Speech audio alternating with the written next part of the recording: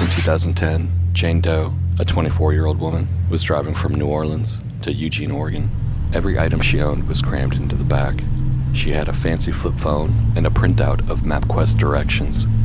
She was traveling along a lonely stretch of highway in central Texas when she realized she hadn't seen a town or an exit for a very long time. Her U-Haul was running dangerously low on gas. Panic began to creep in, but then she spotted a small town ahead. Relieved, she pulled in. The town was tiny, just 6 streets or so. After filling her tank, she prepared to get back on the road. But no matter how many times she circled the streets, she couldn't find her way back to the highway. 4 times she looped the same roads, frustrated and confused. The highway was visible, yet somehow unreachable. Finally, she returned to the gas station for help. Inside, she found a skinny, nondescript man with unwashed black hair falling over his eyes. He barely glanced up at her from the magazine in front of him. When she asked for directions, he responded curtly, offering a route that would supposedly take her back to the highway. Though it was about 17 miles away, she hesitated, pointing out that she hadn't driven nearly that far to get into town. The man, indifferent, waved her off. He muttered something about the road curving around, gave a half-hearted explanation, then gestured dismissively toward the door. Back in the parking lot, her body began trembling violently, and an overwhelming sense of dread took hold. Every instinct screamed that despite his casual demeanor, this man had bad intentions.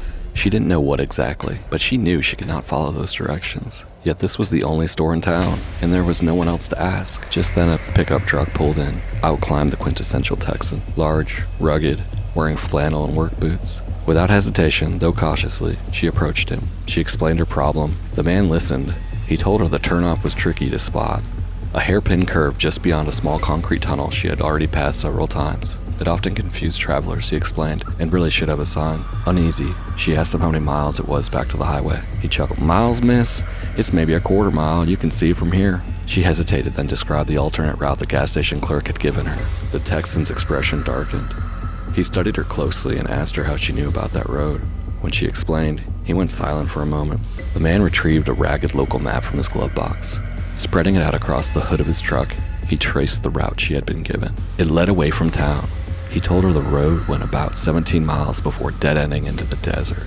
At the end, there were only junked cars, trailers, and mobile homes, all belonging to one family. Their reputation in town was notorious. Meth users, alcoholics, and worse. And that gas station attendant, he was one of them. The Texan looked her in the eyes and told her she had been smart to trust her instincts. He urged her to be careful on the rest of her journey. She never found out what the man at the gas station really wanted. Was it the contents of her U-Haul, or what was in the driver's seat? Thanks to the stranger, she never had to find that out.